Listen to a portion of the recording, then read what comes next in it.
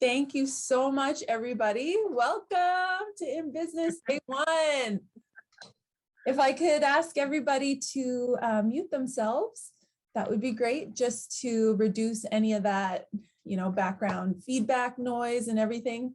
It would be really helpful for myself and our guests today. So this is day 1 of the In Business conference. We have events planned for this week, today, tomorrow, and Thursday. But how I'd like to start off our evening is by doing a land acknowledgement. It's really important to start off our night in this way. So I acknowledge that we are gathered here virtually in Mi'kma'ki, the unceded, ancestral, and unsurrendered territory of the Mi'kmaq people. We are all treaty people, and our relationship is based on peace and friendship. Acknowledging Mi'kmaq territory is a way of showing respect for and honoring our treaty relationship. And it's one of the many ways and many important steps that we can take towards reconciliation. So Nina Kent, Indigenous cause. I'm from Treaty 3 territory, and I'm a guest here in Mi'kma'ki. I'm your In Business Program General Manager.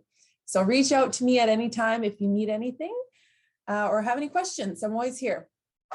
Just a couple of housekeeping items before we get started. If you could turn your camera on, I would love to see your face. And really it's important as well for engagement so that we can pick up on any cues. If you had a question and you want to just give us a wave.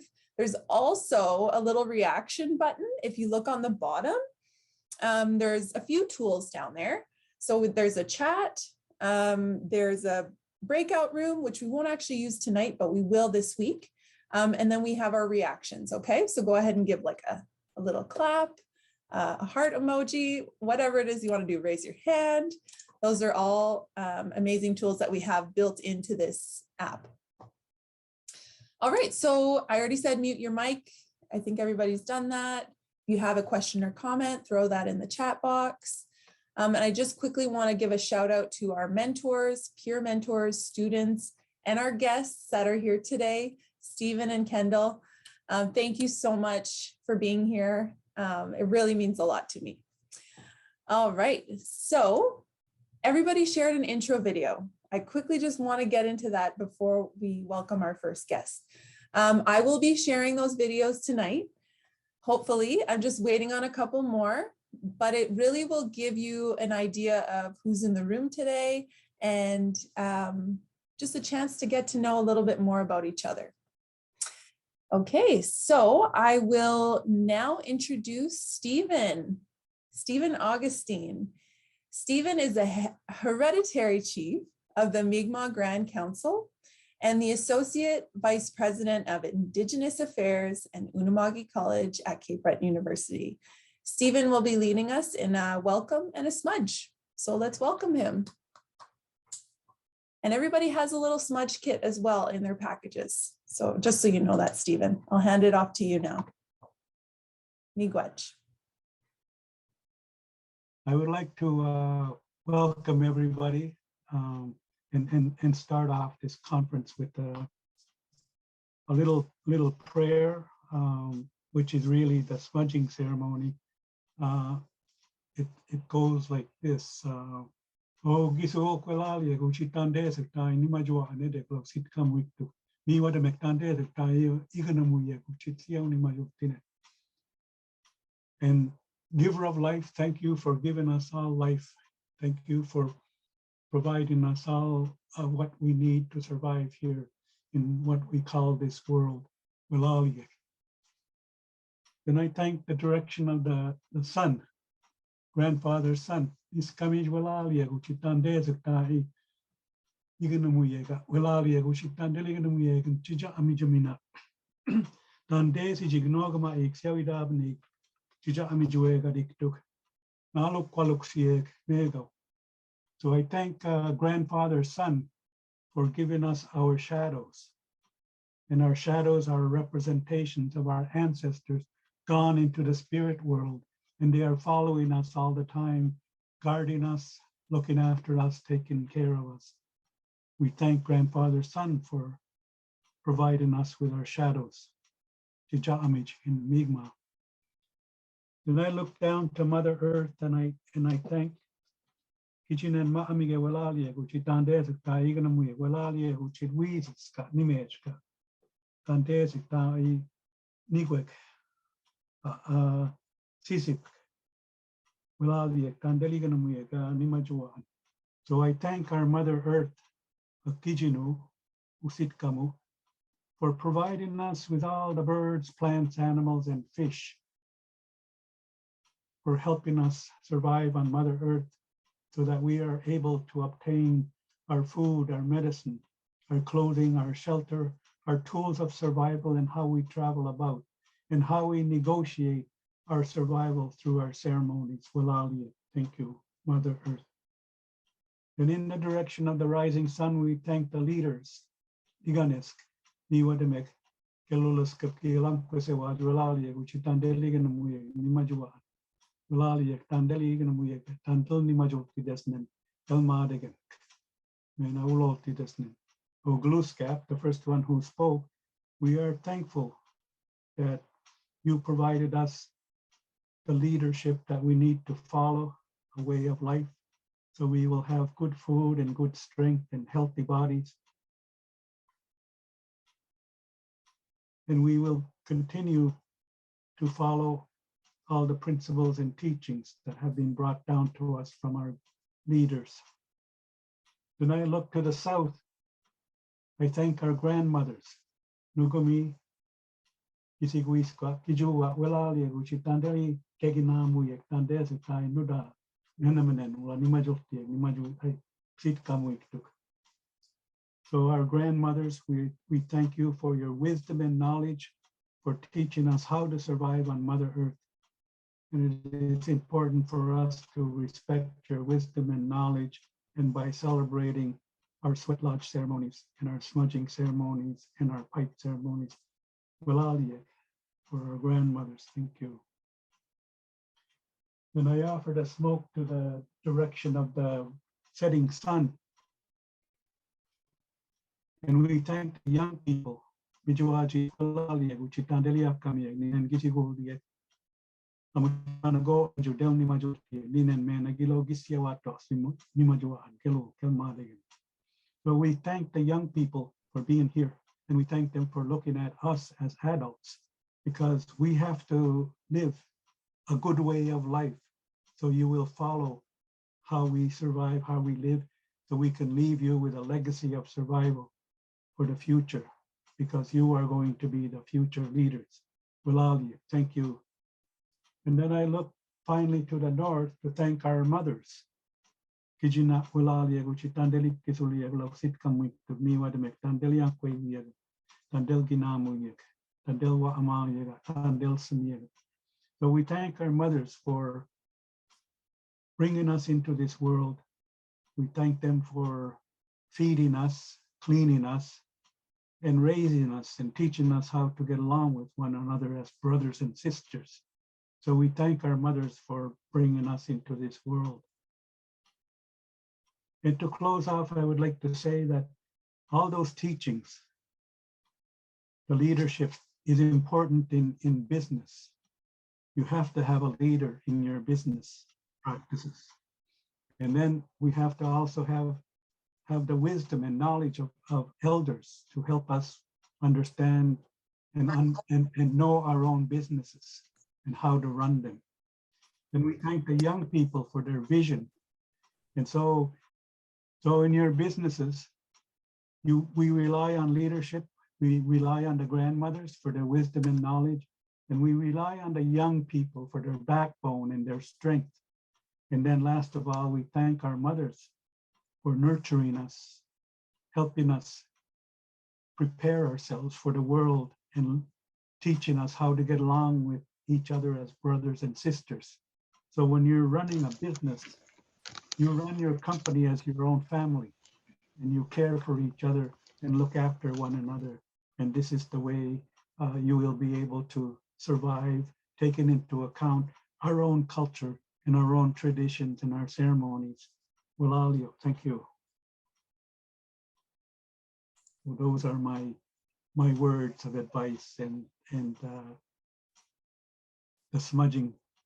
And then now I'm gonna smudge my head, my ears to listen from the goodness of my heart, my eyes to look upon you with the goodness from my heart, my nose to sense my place and your place and to respect everybody's dignity and my dignity. And then I smudge my mouth so that the words coming out, the food and the medicine and the water that I take in is to strengthen my heart and to be able to share and care for each other. And then I smudge my heart and then my arms and my whole body. And this is how you do the smudging ceremony. Walalio, thank you.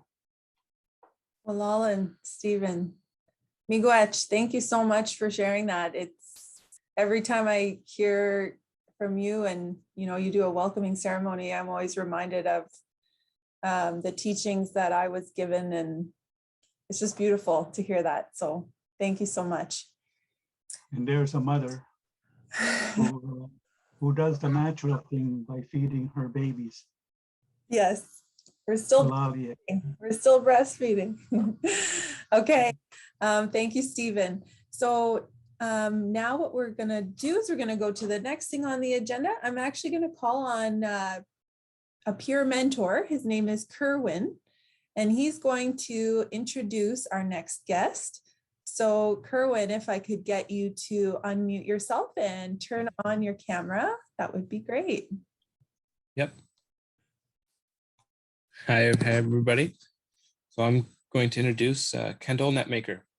Kendal Netmaker is an award-winning entrepreneur, author, and gifted keynote speaker who is on a mission to empower and motivate people worldwide by sharing his story that regardless of where you come from and what challenges you face, you have the power to enact change. From Sweetgrass First Nation, Kendal and his siblings were raised by their single mother. Life wasn't easy for them growing up on the reserve, surrounded by poverty with few chances for opportunities, but one moment would change their life forever.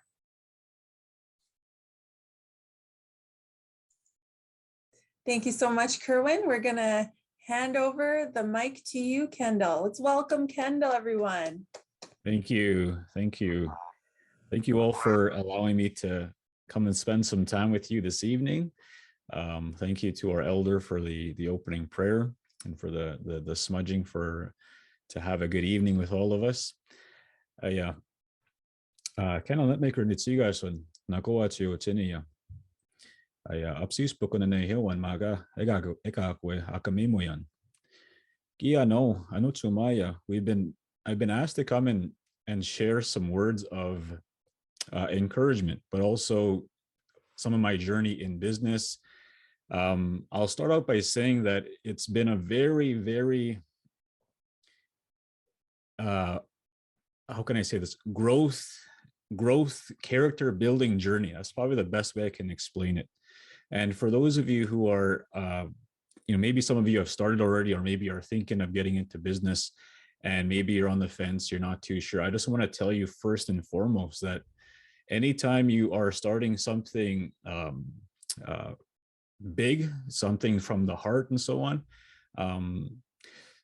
one of the things I was told is to try go and seek an elder for their advice and so on. Especially like when I started Nietzsche year, I went to do that to a Sundance lodge keeper. He was our elder back home and my relative, and it was very how do I say this? When you get that blessing from someone who is a lodge keeper, pipe carrier, whatever that they hold in your communities, it's like a blessing that I can't explain. And so that's what I would recommend everyone as you're on your journey to make time for that, because that's, to me, is very important. And today also I want to share with you a bit about my journey, where I come from, things that you and I have in common. I'm sure many of you have overcome a lot of things in your life and whatnot. And so I also want to start by saying that the more that you have to overcome in your life, there's a reason why you go through challenges, through obstacles. Many of us have gone through stuff, our ancestors and so on. And when you look at everything that your guardians, your parents, whoever raised you, their parents, your grandparents, your japans, and so on, when you look at everyone's struggle and you really understand where you come from and how it ties into the present moment, suddenly you start to realize, like, holy smokes, there's a lot of people that sacrifice for you, for us, so we can have opportunities like this to use to help ourselves and the people that we serve, our families, our communities, and so on. And it was, I would say it was around that time when I started to really dig deep and really understand where I come from. That's when, I guess, purpose started to come into play, and meaning for what I did started to come into play, and the extra drive to try to make my business successful came into play. Because the reality is a lot of businesses, they don't make it because the entrepreneur quits. They give up, or they run into a roadblock and they can't get around that, and so they quit. And so I could tell you from experience, I ran into that many times where I wanted to quit, but I also failed my first business, and I'll talk about that here in a bit. But the challenge is, how do we get into that deep drive within us to move forward in a good way? How do we use what we have right now? Because the reality is, you and I were chosen to be here. All of us, we've been put here for a reason. And when you understand that where you come from, that's paved the way for you to be here. You and I have gifts. Some of you are maybe great graphic artists. Maybe some of you are great at managing people. Maybe some of you are good speakers. Maybe some of you are good at managing people and bigger teams, smaller teams. Maybe some of you are good at teaching, and so on. You want to use that gift into wherever it is that you're trying to build in the future, or work for someone in the future, whatever your choice becomes. If you don't do that, I will tell you, you will not be happy in the future. Trust me with that. You want to pair your gift with a field of your choice. And since this is a business event, obviously it would be with a business. So how do we understand our gifts? You have to go within and understand what makes you great. Everyone has gifts, talents, and abilities. And sometimes when we grow up, we don't find those until later. Sometimes a teacher may say, hey, you're really good at that. Sometimes a friend may say that. Sometimes a stranger would say that to you. And I could tell you also, again, from experience, I never had a lot of self-confidence growing up. I was very self-conscious, I had low self-esteem. In fact, many people that I went to school with in elementary, high school, they never thought that I'd become a speaker, because I was the quietest kid back then. I never said nothing. That was because I was conditioned to be quiet.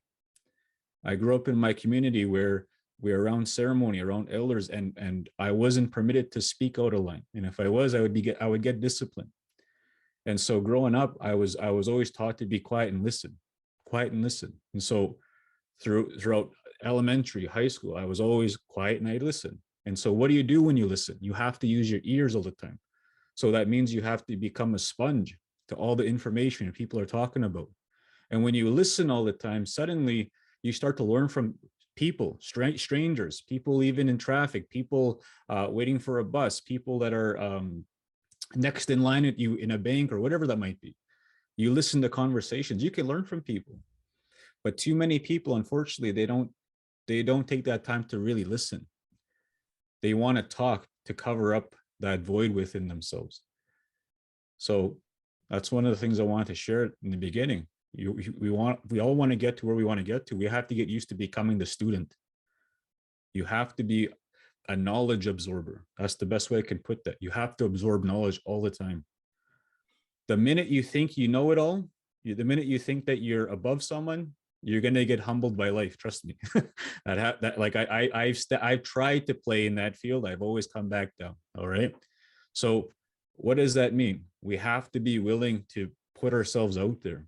You know, Nina was talking about the videos that you all did. I think that's amazing. And like I said, I was telling Nina that I could never see myself doing that back then.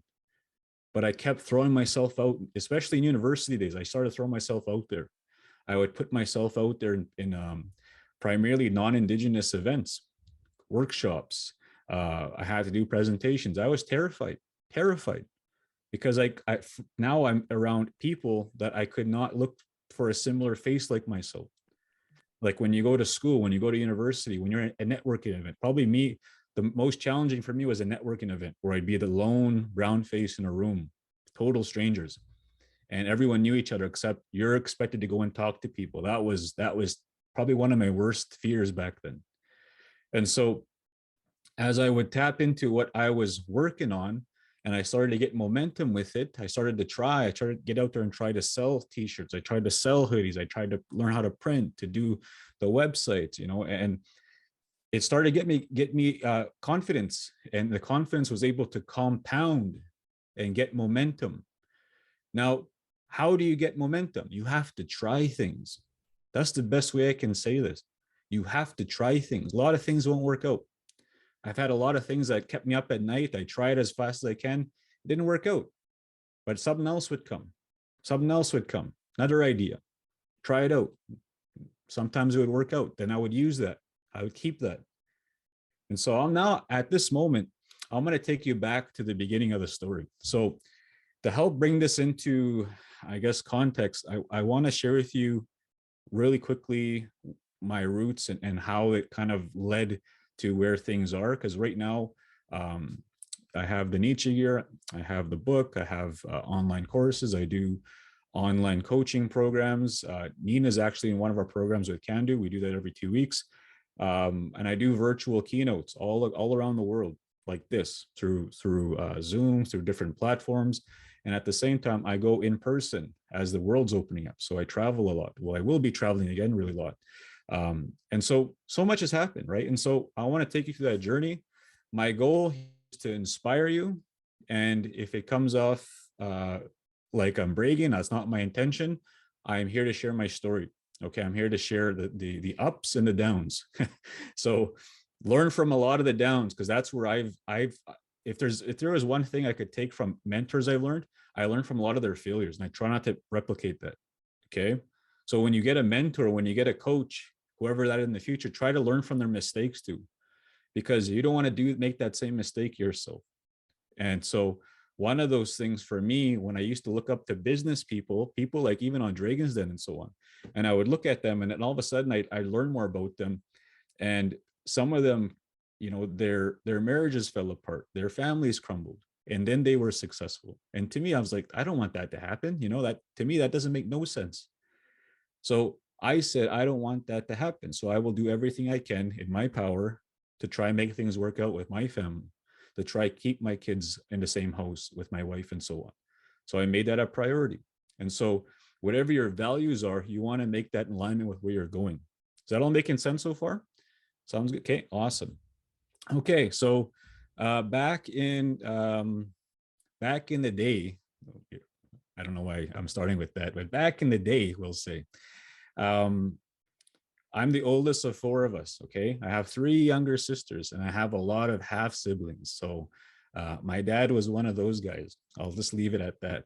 So I have a lot of half siblings, and my mother with my mom, I have there's 4 of us. And so when before we ended up in Sweetgrass, my mom's reserve, my mom had met my father. They had me and my 3 younger sisters, and we were living in his reserve in Whitefish, or Big River First Nation in Saskatchewan, northern community.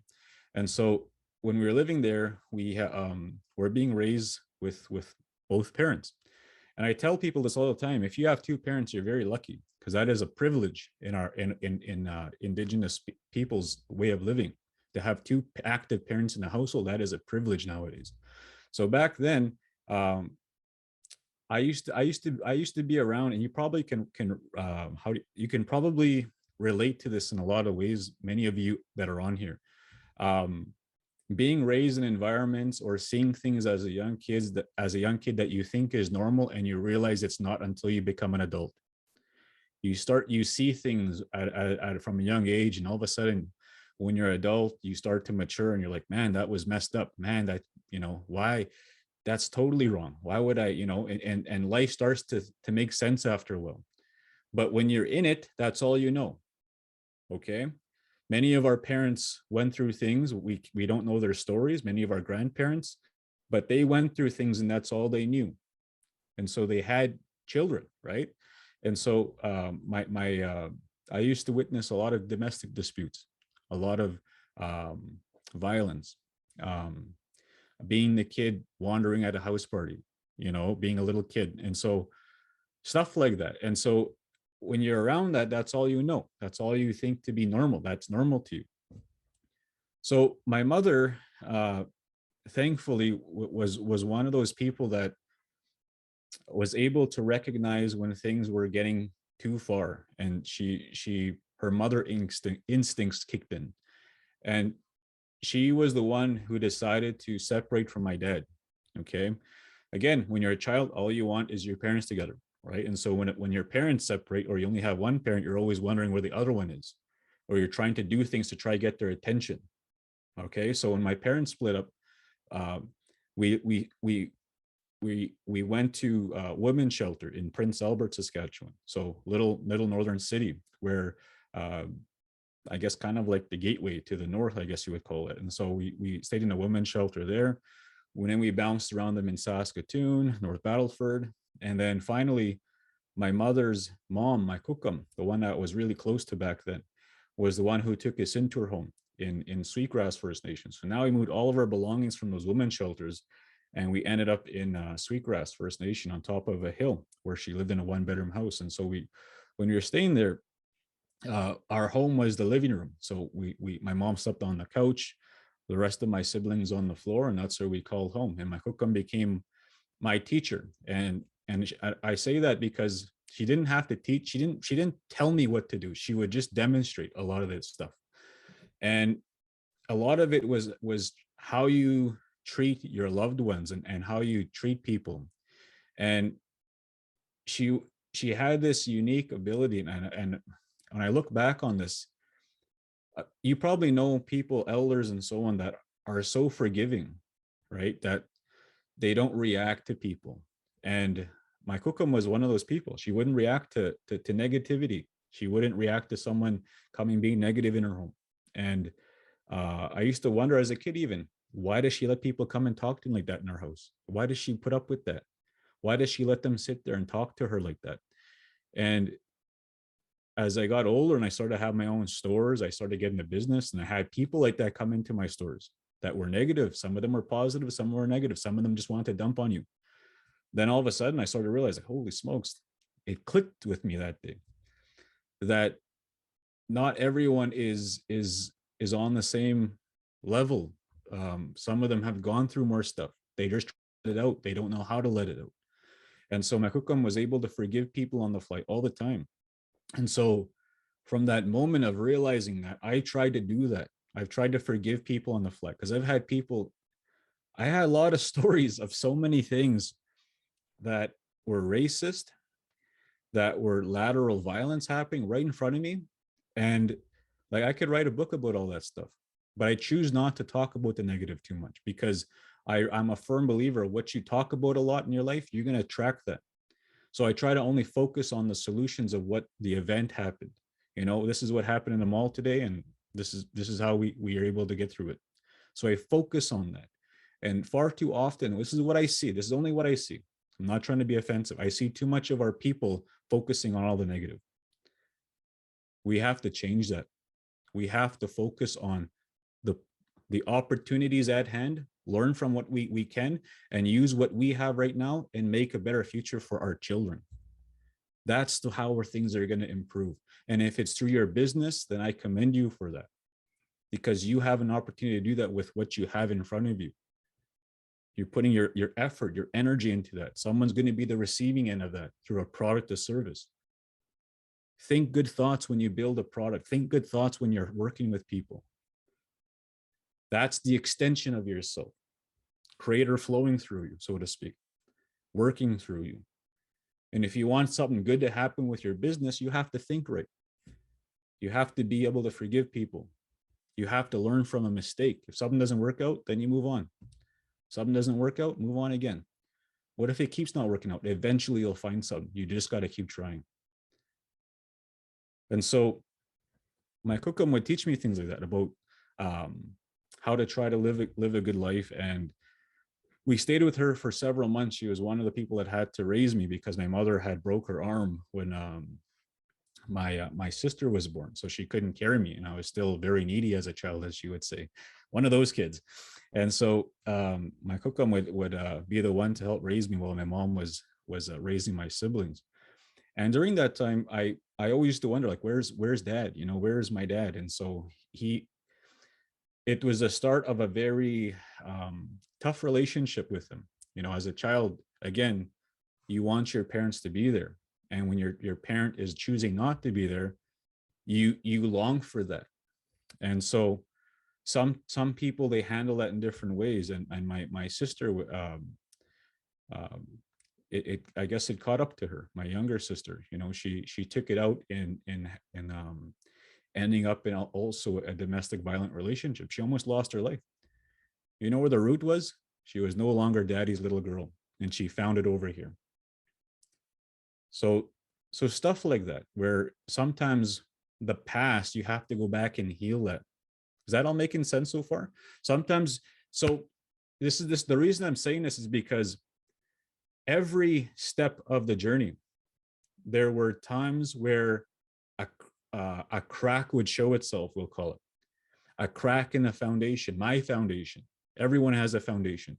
The crack is where unresolved stuff in your life is still showing itself. So what I mean by that is, it could be trauma you've gone through. You have to go back and heal that. It could be dealing with a parent, a loved one, something maybe you've had a conflict with. You have to go and repair that. If they're still living, go and do it right away. Don't waste time. And so as every step went, that's the kind of stuff I would have to go back and deal with. Is this all making sense? You know how you deal with it? You have to talk about it. You have to talk about it. You have to seek counseling. I am an active supporter of getting counseling, getting mentorship, getting coaching. Anytime you can. You know why? The further you go, the more it's going to show itself. That's why so many people are scared of success, because they know that they have to confront the stuff that's holding them back. It's going to be hurt. It's going to be, painful, but you know what? You are going to come out much stronger at the end. And you know what's going to happen? You're going to help empower a lot of people because of your journey. People will see you. They will see your journey. They'll get inspired by it. And one day you'll get a chance to come and speak like this and help the next generation of people after you in your community, around the world, around Canada, and so on. But you have to hang in there. And unfortunately, so many people, they quit. So my challenge to you is to hang in there. Akamemo. To keep moving forward, persevere.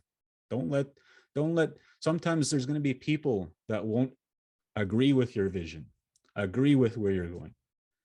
Now you have to have an even narrower circle of influence around you, people that are supporting you along the way. Maybe it's just one person.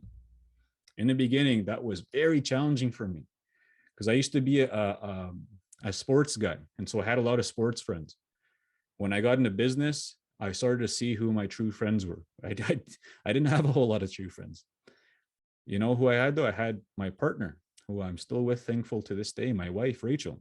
She was there with me before we had any children, and before, during that time, when my business started to go to the next level, we had our first child. Now I had double duty, right? So a lot of stuff was happening.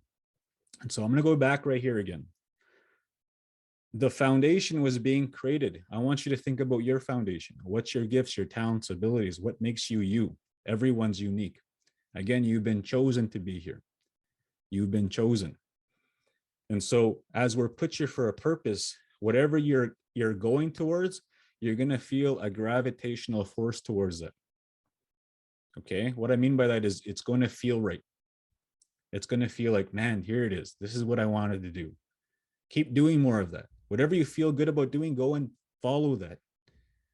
Don't try to, just because someone else is doing something and you think they're being successful, you go and copy that, but you're not having fun. You can't live other people's dream. Do what makes you happy. Align your gift with something, a product, a service, both, whatever that might be, and make this world better with it. That's what we're needing right now. There's a lot of distractions out there. You have to eliminate them. Okay. And I can go on and on about that, because the further I've gone in my journey, I've had to eliminate little distractions as I went further and further, like simple things. Netflix. That's one, for example. I can't, I once in a while, Cobra Kai, I just started watching it with my son. I had no choice, right? And so, but before I didn't have, I couldn't do that because I was too focused. It's like this, right? You have this tunnel vision starting to happen on your dream. The more you need, the more you grow, the more you have to increase that tunnel vision, because it's going to require more of your energy, your output, to make it sustainable and growing to the next level. This making sense so far? Is this helping? Okay, good.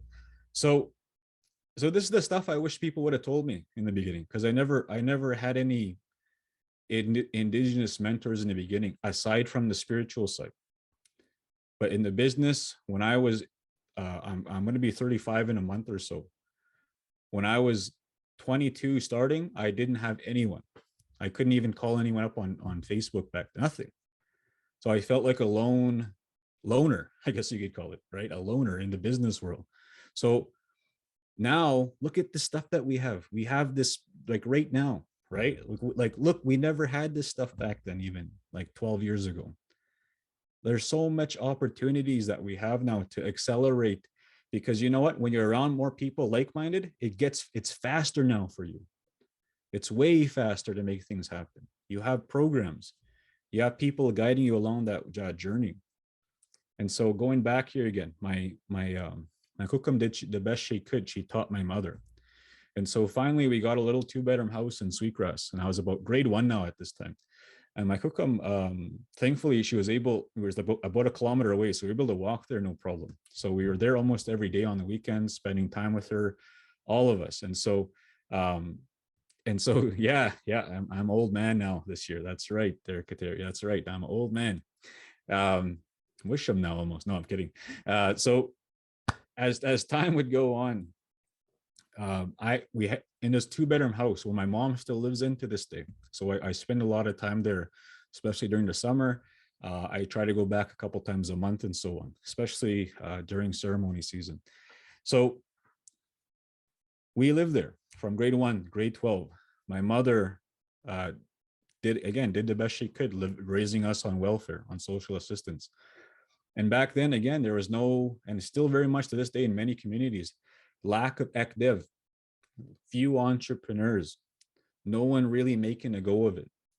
Because you know why? The conditions have been created for a hopeless feeling, hopeless mindset, I guess you could call it. We have to start shifting that to more of an abundant mindset in a good way. What I mean by that is opportunity thinking. Maybe we can create this out of this. Maybe we can partner together. We have to start thinking like that. And unfortunately, we've been conditioned. We know historically in a very hopeless environment called the reserves that we lived in. Many of us come from them. And so, many reserves are now, leading the charge, especially out there on the East. You have many communities doing really well. Now, but there's also many more all across Canada that aren't. They're not, you know what? It takes a leader to start that journey. It takes a leader to make that happen. So again, why can't it be you? Why can't it be you in your business? Maybe that will lead to the next step in your life. And here's the thing, your first business might not be the home run. Your second business might not be the home run. But I guarantee if you keep trying with things, something's going to work out for you. The key is you have to keep trying. You have to show the people that are watching physically, but also all the other things that are helping you spiritually, that you're serious about this. And when that time gets tough, something will help you. That's the best way I can explain that. And so as we are being raised there in Sweetgrass, my mother did the best she could. We're living on welfare. And by the time I was in grade 3, we went to Cut Knife Elementary, and that was a farming community. So I was being forced to get outside my comfort zone, mingling with non-First Nations kids, and I was very uncomfortable because a lot of the kids spoke differently. They spoke about farming. I didn't know what a farm was, you know what I mean, like stuff like that. And I was just trying to make friends, and I was able to make friends playing soccer at recess. And eventually, there was a family from South Africa who was the family to help us, help me. This family, they paid for my soccer fee. They drove me to games and practices. They would drive me to my reserve, drop me off. And they empowered me through a sport of soccer. And for the next 2 years, I was at my friend Johan's house, him and his family from South Africa. They're living at the lake not far from there. And when I'd be there, my mind was getting expanded. What I mean by that is, so let's go back on. When I talk about on the reserves, oftentimes what we see is a very limiting belief about ourselves mentality. Okay. When you go into another environment, it could be a different country, a different area, and you see things working, your mind expands. What I mean by that is you start thinking more positive. You start thinking of, man, I would love for this to happen back home. Man, I would love to create something like this. So what's happening? Your mind is getting creative. And so as your mind is getting creative, you start to align things with, I would like that one day. You start to think more positively. And so your mind doesn't go back to shrinking. Your mind is expanding. It's growing. That's healthy. You want more of that. My mind was expanding at Johan's family's house. You know why? Because I saw a healthy environment. I saw a mother, a dad looking after their kids. His dad was a doctor. He'd wake up, he'd be studying, he'd be doing a marathon around that lake. That's what it looked like to me. Looking after himself, being there for his kids. And I used to think, man, I would love for this one day. I would love for this. And so as time went on, I started to think like that. Whatever I do, I want to be like Johan's dad. I want to be hard worker like that. I want to be driven. And so as time went on, I would try to connect with that work ethic in whatever I did. And so sports kept me through elementary, junior high, high school. And by the time I was in high school, I was now going to college, because at that time, volleyball was my sport, and it took me to a college in Alberta. So I'm there for 2 years, going to Keynote College in Alberta. I'm playing volleyball. I'm living 9.5 hours away from my home, which was also another stretch. And for those of you who have to leave your family for the first time, for maybe to go to school or in the future, I want to tell you something.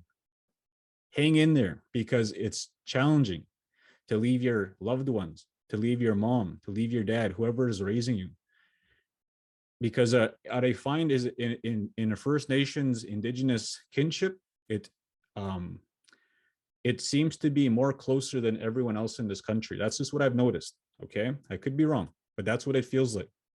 And when you separate from a family member physically, you long for that all the time. And so you don't really stop being a parent. And so as I felt that, I had other Indigenous brothers and sisters that followed me there. There was 4 of us. I was the only one left after the second semester. Everyone else went home. So what I'm saying is that if you find yourself in there, I encourage you to hack it out, because you don't want to live with, I wish I would have stayed through that course. I wish I would have stayed in university. I wish I would have started that business. You know, as they say, life is too short. Go try things, because we're only, I guess, young once, right? You only have that energy for as long as you're able to sustain that. Go and try things. Stay through university if you get a chance. Go continue to get that continued learning if you can. Seek that mentorship. Seek that counsel from people. Go talk to those people that you know. Go forgive someone that hurt you in your past. Let that go, because you got to make more room for growth in the future. That's going to be able to carry you to the next step. And so I was in college. Now I'm in university. And I come to Saskatoon, where I'm actually living here right now, 2 hours away from home. And I went to the university here in Saskatoon, U of S, that's what it's called. And I was studying to become a teacher at that time. And during that time, I said, you know, I'm going to become a phys ed teacher. I'd like to play sports, and I want to coach one day. And so I'm in university starting to become a teacher. And all of a sudden, I'm almost done. This is like 6 years now. I was in post-secondary. And right on my last year, I discovered these things called business plan competitions. Do you guys know what a business plan is? I'm assuming, right? So, okay. Has anyone completed a business plan? Put your hand up if you ever have. Okay, we got a couple. Awesome. So for those of you who haven't, it's basically a long essay of how you're going to start and grow a business. Okay, and so I didn't know what I was doing. I never had like training like you all have here. I had to go and learn from mentors. I used to take people out for Tim Hortons in the city with a notepad and pen. There was no iPads at that time. And I would sit there taking out people for doubles, you know, and asking for information. And they would teach me about business. What's a market analysis? What's a SWOT analysis? I didn't know what I was doing. You know, I had no idea what these acronyms were. I didn't know what a P&L statement, a balance sheet was. I had no idea. But I kept trying, right? And I kept trying. Awesome. I could see that they're entering a business competition. I love it. Awesome. I'm going to get to that. So I had to write a business plan. Didn't know what I was doing, but I tried. Okay. Hopefully this will motivate some of you who are going to go through this. I tried to write a business plan. And you know what helped a lot? I invested in business plan software. So a business plan software that made it look nice. And you know what the cool thing about a business plan software is? They have different industries you can pick from. For example, consulting, trades, and they actually have pre-done templates that you can almost you can copy and paste your stuff into it, and it'll create formulas for you, graphs, charts, all that type of stuff. And to me, that was very helpful because I didn't know how to word stuff. I didn't know what kind of information people wanted. And so as I would create this business plan, I'd submit it to these competitions, a business plan, pitch competitions. And so this is aside from being a full-time student, studying to become a teacher. I'm on the weekends doing this, in the evenings. Okay. So I submitted to these competitions, and all of a sudden they're like, Kendal, good job. You have to do a business pitch now. You're in the finals. I'm like, what the heck's a business pitch? All right. And so I had to now learn how to do a presentation in person. I was terrified. Like I don't know about you, but when you get your first official presentation, it's not easy. Your nerves kick in. Your past traumas can kick in. Past bullying can kick in. And you start worrying about how you look on camera, how you look in person. You start worrying about how you're speaking, your tempo, like everything starts to get really paranoid. That's how I used to be, really bad. And I would do this thing, and I want to share this with you for anyone who's going to be doing this. Get really good at telling your own story. Why do I say that? It's the easiest one to tell. That's your gift, your blessing. Everyone's story is a gift. If you can tell your own story to teach people something, that is an effective keynote speech right there. If you didn't notice, I am trying my best to tell a story right now about my own journey to teach through it. That's a gift all of us have. You just have to tap into that. You tell your story, almost like your why of why you're trying to create this. So I'll give you an example.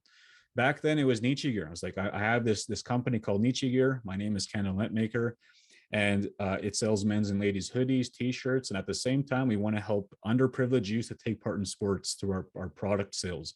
And the reason I'm doing that is because my best friend back in the day, I'll say, helped me to take part in sports. Him and his family paid for my fees and so on. And it really empowered me. And so when I got an opportunity to create this business, I want to do the same thing through a clothing company. And so I would tell that story of how Johan and his family really helped me. And you know what started happening? We started to win some prize money, thousands, cash, services. My first competition, I won $6,000. Second one was 10. So now I had 16,000 to start this business. Now I'm buying bulk hoodies, t-shirts. And at this time I was living in a little tiny 1-bedroom apartment. So like it became my warehouse and my retail store. And then I had to learn how to do screen printing. So as I would compete, I would win more money, and I was able to buy equipment. And so now I'm doing screen printing in my kitchen table.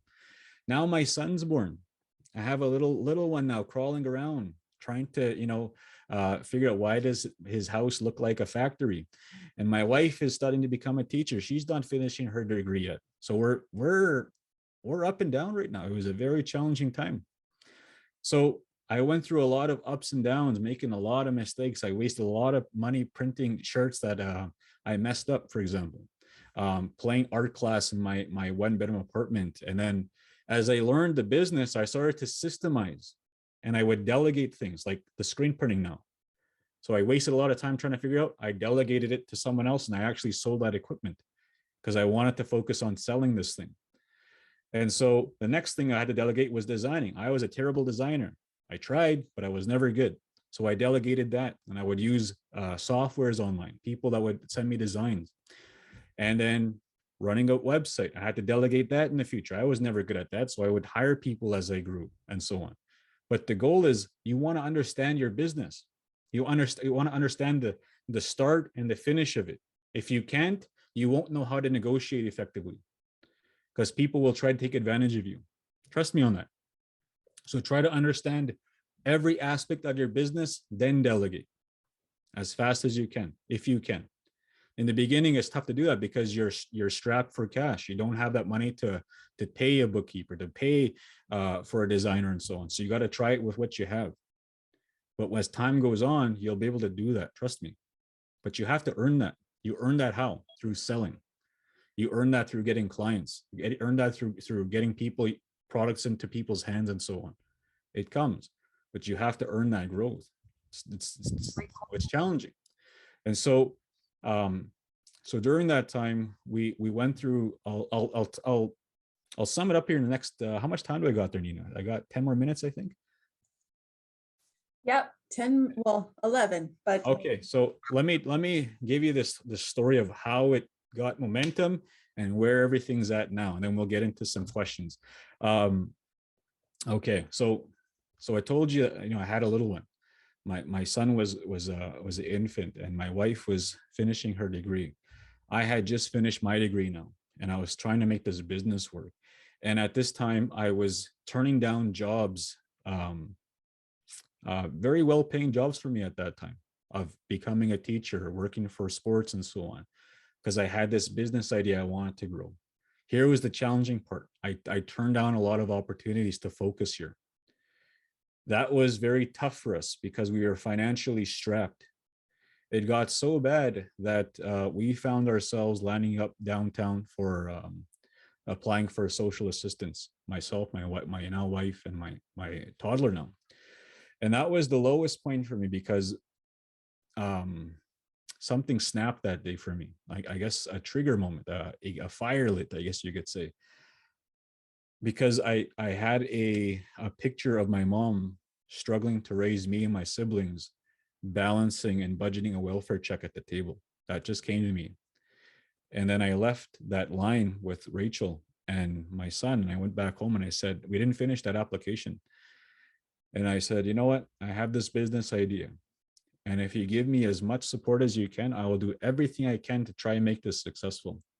I will try my best to look after us. And she did.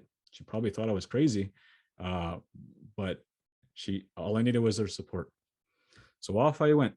A lot of things weren't going right, but I kept trying.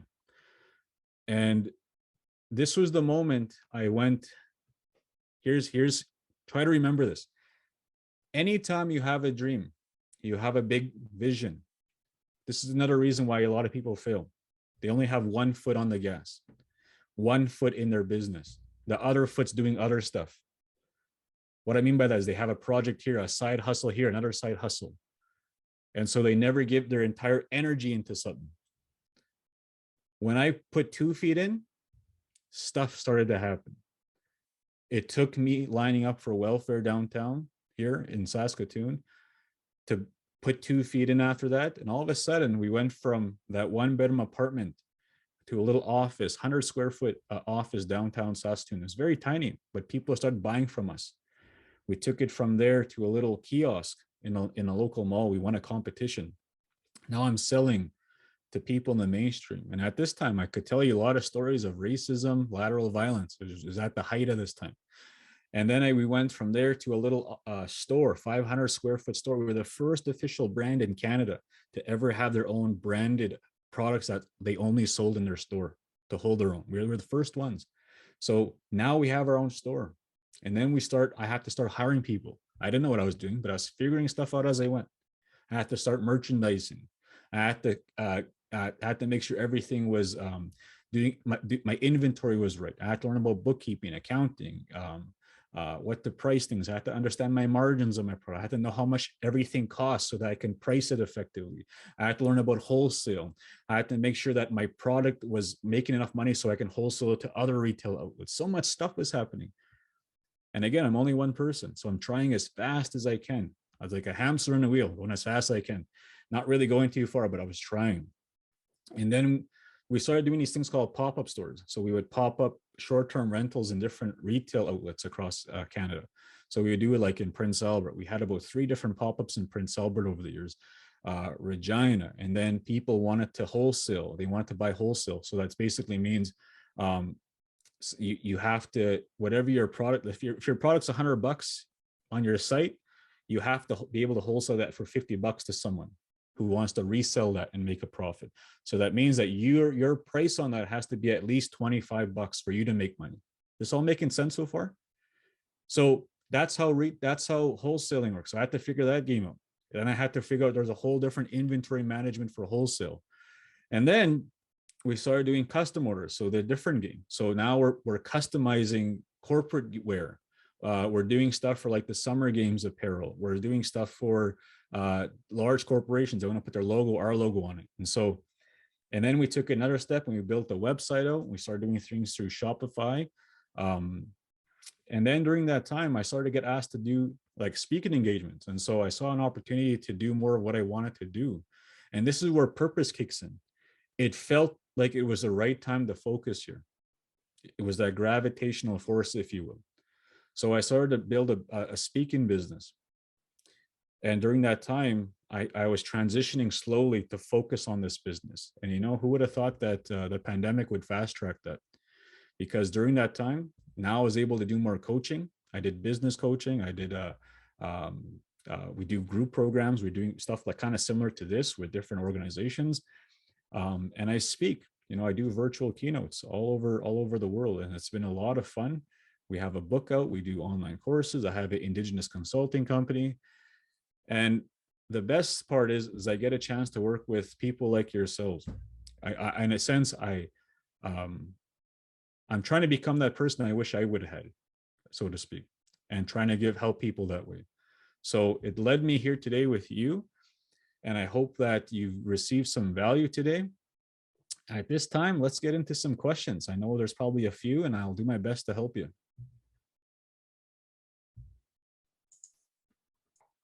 Okay, so if anyone has any questions, you can go ahead and unmute yourself. If you'd like to put a hand up before you do that, there's the reaction button at the bottom. We also have the chat for any questions. Don't be shy.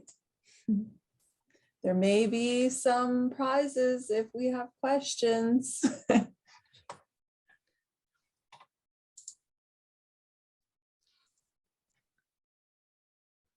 One of the challenging things is that, again, I want to go back to this. I don't know if I'll get a chance to speak to you again, right? So what I mean by that is to be in a place like this, maybe in an audience one day, but you have an opportunity to ask me a question. So I would take it if you get a chance, because when people do this in person, they're paying thousands to work with me one-on-one. You get a chance to ask for free here today. So ask away.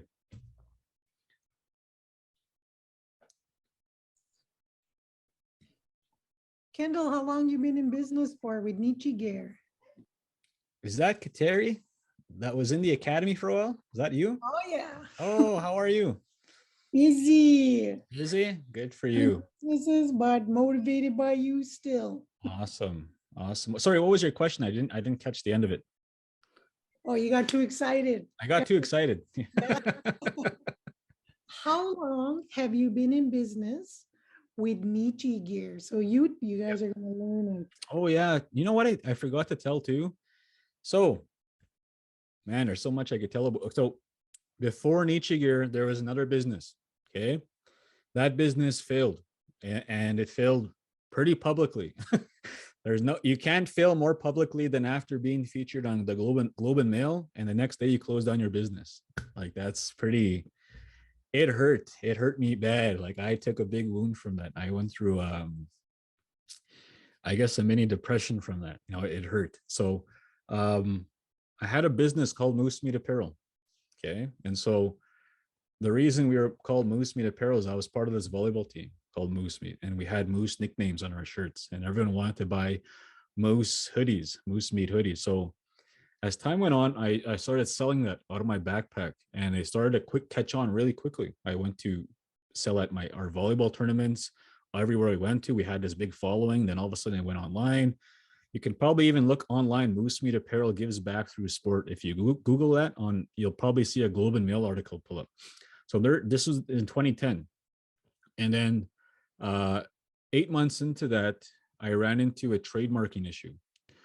A trademark is basically like Nike, like Coca-Cola. You can't use that word. So I had a similar trademark that was, I guess, moose something else that didn't approve of what my use for my brand. And so I got a letter in the mail from a lawyer, and I had to close it down because they already had that trademark. So just like that, my dreams were shattered, and it wasn't too fun. It was it hurt, you know. So, but every time there is a challenge, a problem, a failure, there's always a blessing in there. And who would have thought Nietzsche would have came out of that? That's what happened. That's how Nietzsche came out. So that was now in 2011. Kateri was when Nietzsche came out. And now to this day, Nietzsche is still, you know, we still sell hoodies, t-shirts all around the world. We're automated now. A lot of our stuff is drop shipped. So we don't do any of the fulfillment no more. We used to. I don't have time for it. So I automated things. And that's what works for us right now. And it's been a lot of fun.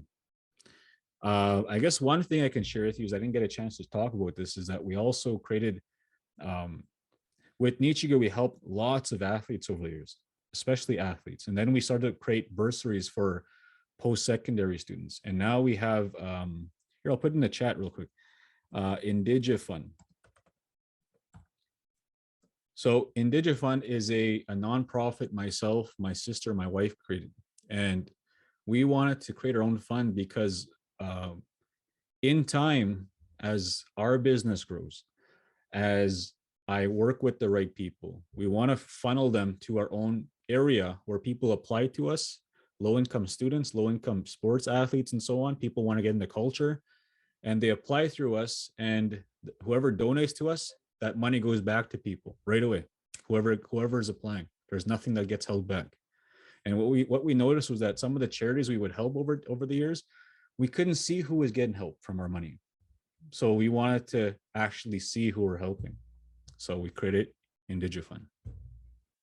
So that's a long answer there, Kateri. I hope that was helpful. That's awesome.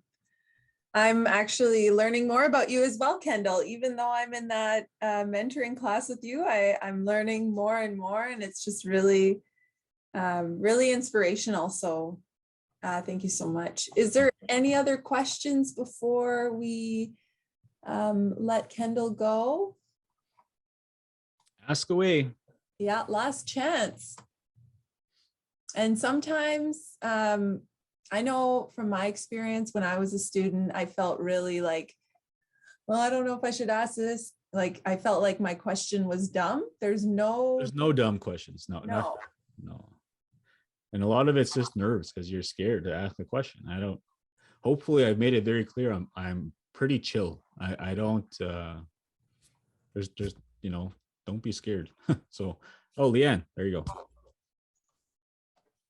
I was just wondering if you can tell us who your mentor is today. You talked about your past, but who is it today that's helping you?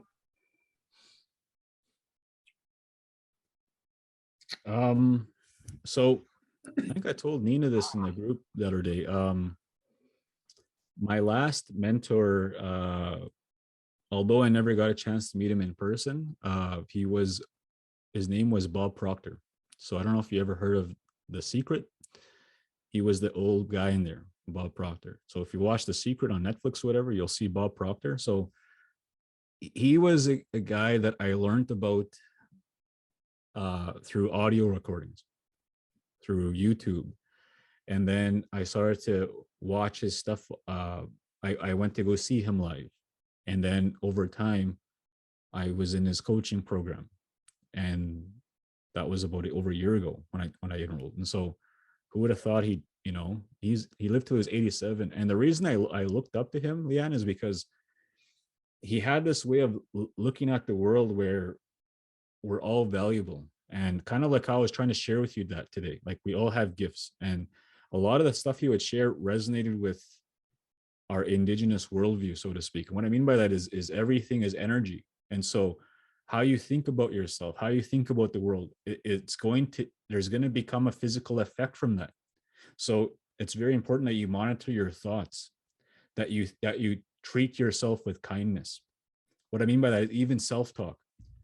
A lot of us, I know I've battled that over the years, like, oh, you're so stupid, or what's the matter with you, like internal thoughts. And so that can get very destructive if you let it, but you have to check it over time. And you have to replace it with, yeah, I'm going to go do this. I can do it. I can do it. You got this. And so when I get onto a speech, when I'm getting ready to do a speech, like for example,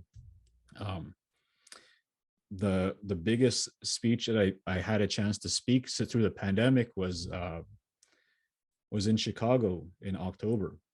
And I went there and there was like 3,000 in that room. And that's what I was saying to them. I got this. You got this. You got this. You've been chosen for this. This is for you. You've been used as a gateway to help people. And you know what? So are you, all of you. You are a gateway to help make this world better. And you can do that through a business. Why not? That's an extension of you, right? So hope that's been helpful. Awesome. I love it. You're such an amazing speaker. Okay, I think we do have another question. Yeah, in the chat box, Katie Francis. Does the pandemic make your business a struggle? Man, yeah, let's get deep here. So March 2020. So let me give you a play-by-play here. I'm gonna sound like a NHL announcer. I was in Dryden, Ontario, that week right before the shutdown, I guess, of the world. And I was speaking out there for an event in Dryden, and then all of a sudden, like I think Ted Nolan and his son were there too. Yeah, so they were talking about like the NHL is shutting down tomorrow. I'm like, holy crap, are you serious? Like now it's getting really big, because I never really thought of like anything shutting down. So then I'm coming back and the event's over, and I was like, I can't jump on this flight. All these flights are canceling. Like I'm not gonna, I gotta drive back. So I rented a vehicle from Dryden. I drove all the way to Winnipeg or Brandon that night. And then I drove all the way to Saskatoon. So it took me just overnight to get home. And little did I know that'd be the last keynote I do for a long time. Overnight, I lost 6 figures in revenue, pre-planned already with contracts through the months to come. So what do you think that would do to someone when that's all that you have to feed your family, pay your utilities, everything? That hit me, right? I was on CERB, like I went CERB style, right? I didn't go to CERB Mountain though. I had to watch myself, but it hit me. Like I was in denial about it. But like I had said, you have to keep trying. And I saw an opportunity in the virtual space. If I could show you my setup here, you'd probably be like, holy crap, like I invested a lot into virtual. And I started to now, through summer that year, I started to focus on the virtual. And now we look 2 years later, like this is the best year I've ever had in my business. Do a lot of it from home. You know what the blessing is? My kids are right here. 2 of them now.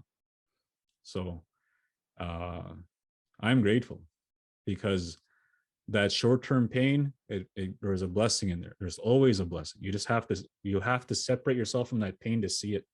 You have to actually step out and look back and see, okay, where is it? It's here. That's one of the things Bob would talk about. Anytime there's something negative, there has to be a positive. So many people get stuck in a negative and focus on it, they miss it. Okay, so there's always a positive when there's a negative. Hope that helps. Yeah, so we have, I think, time for one last question. Kaylee put it in the chat box. How did you fight those thoughts or get yourself more comfortable talking to people? Oh my gosh. Well, I think I told Nina in one of the first sessions about when I fell down the stairs. My first keynote, I actually fell down the stairs to the, oh my God, the trauma, no, to the theater, right? So yeah, so anyways, I fell down, I got up, I get to the mic, and my heart's racing, my face is red, everyone's laughing, right? So I had a little piece of paper, and that's how I used to write my notes, and I froze at the mic. I blacked out. I don't remember what I said. And at that time, obviously, you're like, never again. I'm not coming back again. I'm not going to do this. I'm done. I can't do this. But I kept trying. Before I let that negative self-talk take over, I just went and did it. That's the key. That's the best way I can say that. Anytime you find that negative self-talk creeping in, don't listen. Just go do something. Move. Do something. When we stay put physically, when we're just sitting there laying down, that's when negative thoughts can take over. Trust me on this. So when you're feeling that, that's why they say, get up and move, go for a walk. One of the things I've noticed is that when your bodies move, when we're doing stuff, it's very hard to stay in a bad mood when you're moving, doing stuff. So when you get a chance, go for a walk, do some work in your house. Go, even if it's cleaning, your house will probably be spotless, like, if you're really going through some stuff, but you have to move, right? So, that's the best way I can say that. And also, as you're going further, your circle of influence, the people around you, will probably get smaller because people won't understand your journey. They won't understand what you're working towards, because a lot of people are so negative in their mind. They will, when they see a friend getting further, they get jealous, envious, and so they may say something it's an extension of what they're going through. So when someone says something negative to you, understand this. It's not you, it's them. It's what they're going through. And I didn't understand that back then because I was very self-conscious. I used to worry what everyone thought about me. And you know what? That was the root of my public speaking fear. I was bullied a lot as a kid. I was a small kid. And when I'd get up to speak in front of classmates, I would look at those bullies and I was scared. I would tremble up there. And so it manifested into when I was an adult, and I had to overcome that. How do you overcome it? You go and do it. Before that negative thought comes in, just go and do something. And the more you do things like that, you're going to start getting more confident slowly, not right away. It'll come. Because you know what? That will create an acceleration, momentum. And all of a sudden, you'll see yourself getting further and further ahead than the rest of the people around you. And then in time, people will ask you, how did you do it? And you'll explain exactly how you did it. So I hope that for all of you.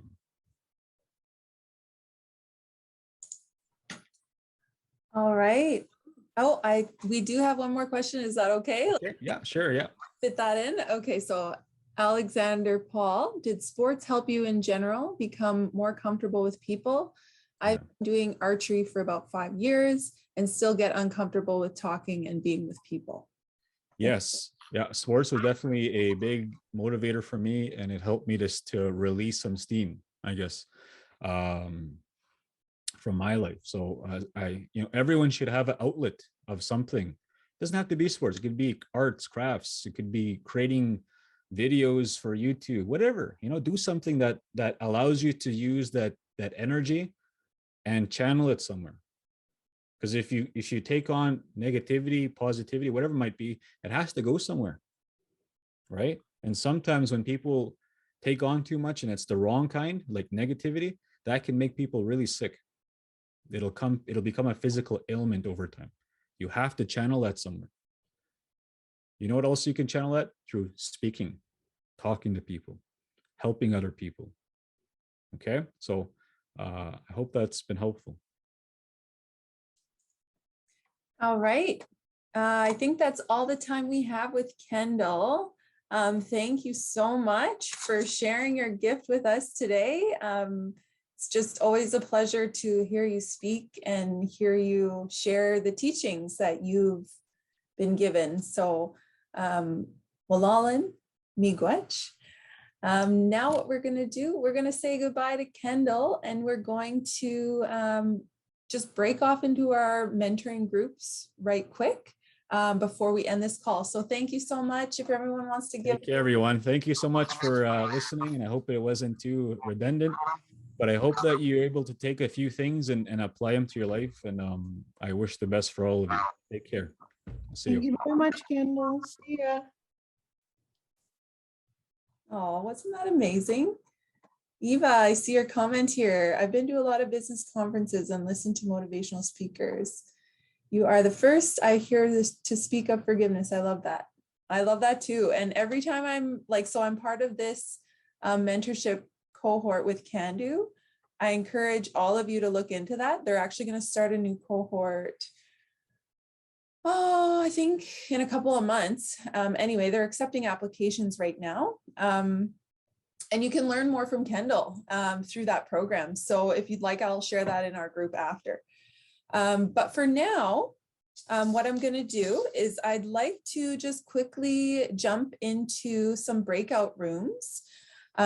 So each student, mentor and peer mentor in this program is going to be put into a group.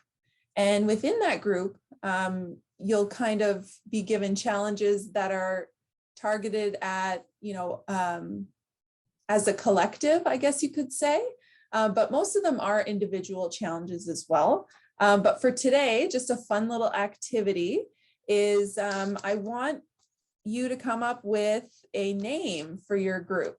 Okay, so it's kind of like if you want to look at it like a branding or marketing challenge, if you will, you're going to come up with a unique name to identify your tribe, we'll call them. Okay, so this will be your tribe from now until the closing conference. So this is going to be a fun way that I can uniquely identify everyone or everyone's group. So I'll break you up into your groups. You need to come up with a name for your tribe, as well as you can do like a tagline or like something that you believe in your group. Or you can come up with a logo. And if you don't get to all three of those things tonight, we can continue that on through the Facebook groups, okay? So a general idea of your name, tagline, and your logo. Okay. So even if you don't design a logo tonight, you can always give me an idea of what, like a description of what that logo would look like. Let's say if it was, like my logo in my business, it's just the name. And it has a little candle flame and a few feathers, and you can describe it in that way. Okay. All right. I have one other person that joined, so I'm going to put her in her group.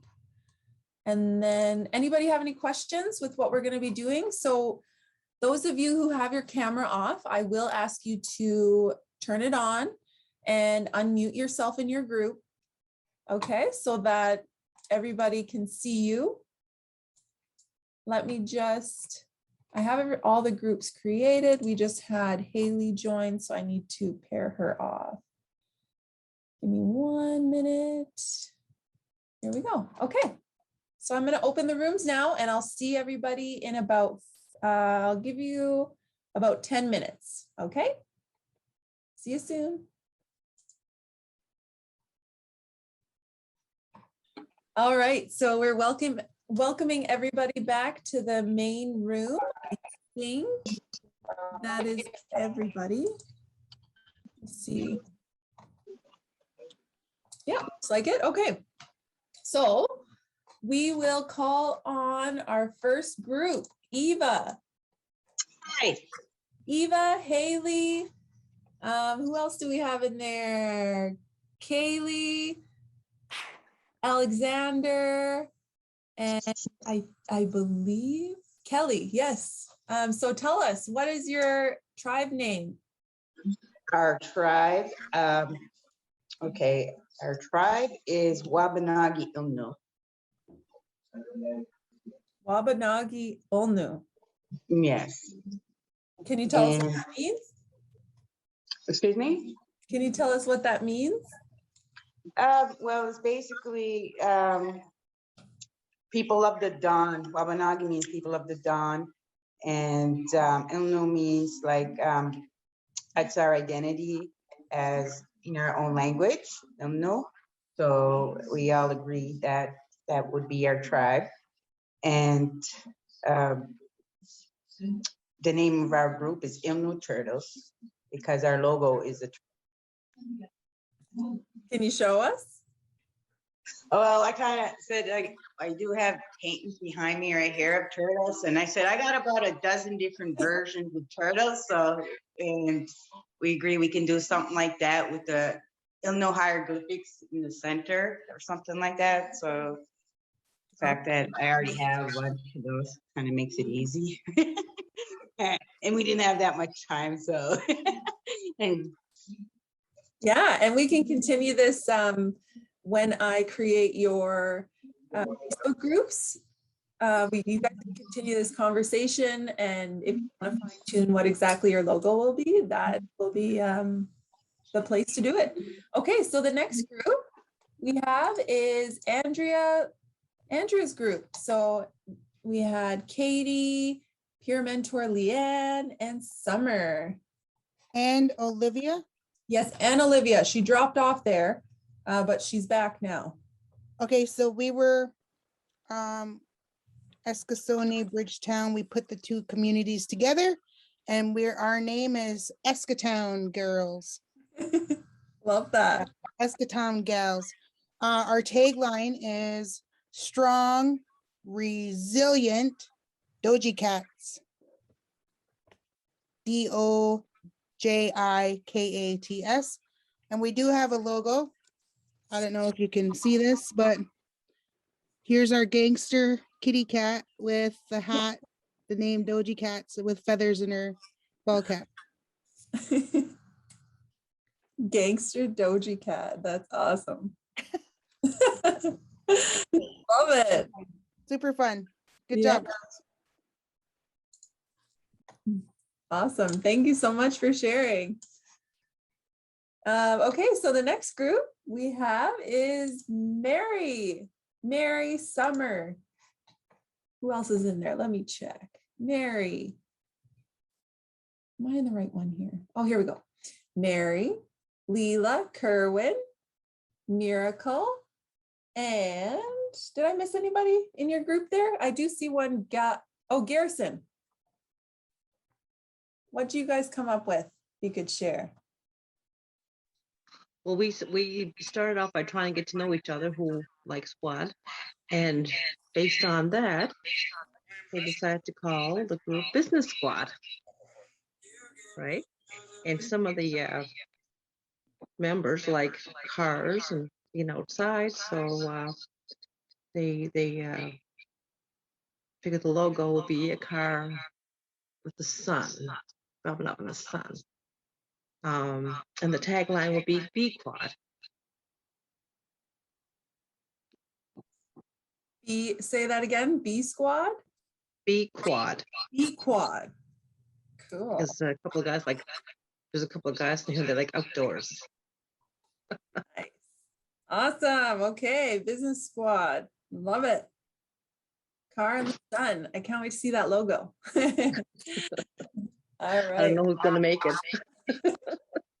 Maybe like Kendall said, you got to figure out whose talents, who Yeah. you have in your group and see if anybody is interested in maybe drawing up a quick logo, or there's actually a lot of things you could use online as well, like logo creators.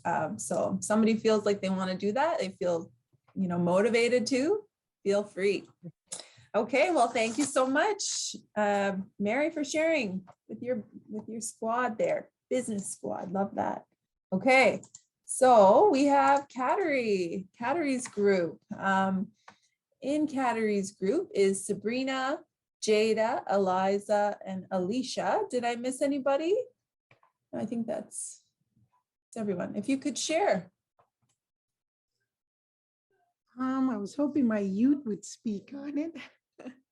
I guess we had a unanimous vote on Horizon Girls, and I guess we touched on building knowledge. So when you look out into the horizon, it's like almost a continuum. So we want to build on knowledge, you know what I mean? Learn new things.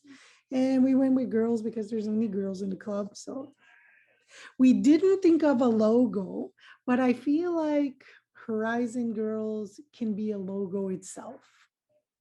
We can have both in there, and maybe in the future we'll think about developing some type of logo, but Horizon Girls, it's a logo itself. Awesome. Well, thank you so much for sharing. We have done our first challenge as a group, which is creating a team name or something to identify each of the mentoring tribes. So thank you so much for participating in that. And thank you so much for joining this session tonight. I did have a few other things I wanted to quickly touch on before we end this call. Everybody received their packages in the mail? Thumbs up. Yeah. Cool. That's great. I'm just checking the chat as we go. Okay, so everything in that package is basically what you'll need for this week. Oh, Andrea, no, you didn't get it. Okay. I sent yours with the first batch, so I'm very surprised. I'll have to check our mail to make sure that it didn't get returned. Okay, haven't gone to check, but I will in the morning. Okay. All right, yeah, I will check on that package. But basically what's inside of there is your student terms and conditions. Take the time to go ahead and read that. The reason being is I want everyone to be clear on what it is that is expected of you as a student in this program. Just to be aware of just some of those smaller things. Some of them are specific to like attending conferences, and we're actually only at a virtual conference now, so just keep that in mind. We are hoping to come together through the closing conference though, which will hopefully be in July. We're looking at possibly hosting it here in MemberTube or potentially in PEI, since we've actually never hosted there before. I think that would be really fun and cool to be able to travel. But it is an all expense paid trip. So stick with us, stick with the program, and you'll be able to come to the closing conference. But other than that, that's it for our first night together. Thank you so much. If anybody has any questions or anything you want to say now would be your time. If not, we're good to go.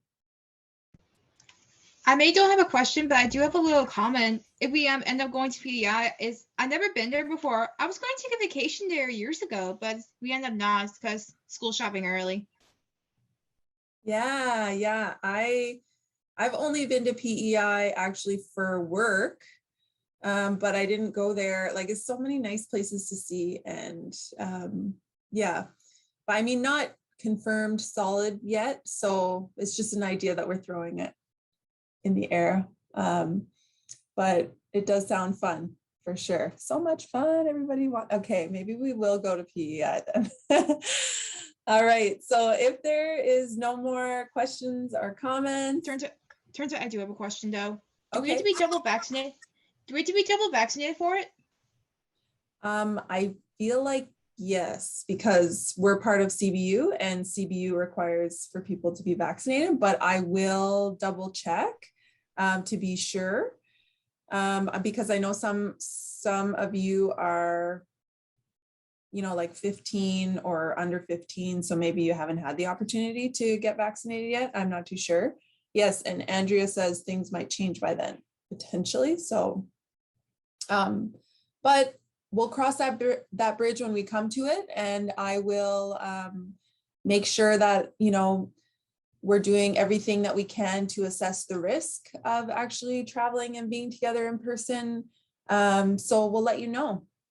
Thanks for that question, Alicia. Yeah.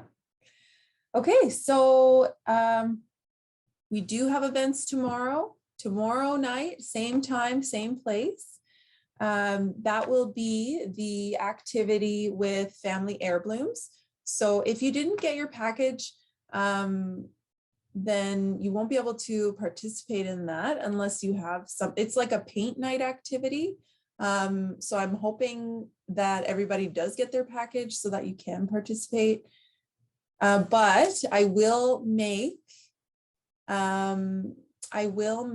a video and share it with the group in case you got the package late and you wanted to like follow along. The video will be available, same with today. Actually, every day of the program, you will be able to access this video. And then on Thursday, we have our CBU scavenger hunt. We have Allison and Matthew coming to lead that. They actually have some really awesome prizes planned out. And I believe there will be also a group prize. So that will include, you know, the group having to like go through a virtual scavenger hunt, find clues online, and whoever finishes first and gets the most clues answered correctly will be the winning group, okay? So that's how to win on Thursday. But otherwise, that's pretty much it for the events of the week. And then we'll get into the bi-weekly meetings. And also for every night that you are in attendance, I did take attendance already. I wrote everybody's name down who was here. And then I will be drawing for 2 $25 gift cards for tonight, for tomorrow, and for Thursday, okay? And so anybody who asked a question as well will also get put into a separate draw for I haven't decided what it will be, but I think it might be one of Kendal's awesome hoodies, okay? So that's pretty cool. The Nietzsche gear or his book. I haven't really decided yet, but I think either prize is really cool. All right, so that's it for me and that's it for tonight. Thank you so much, everyone, for joining and participating, and we'll see you tomorrow. Bye.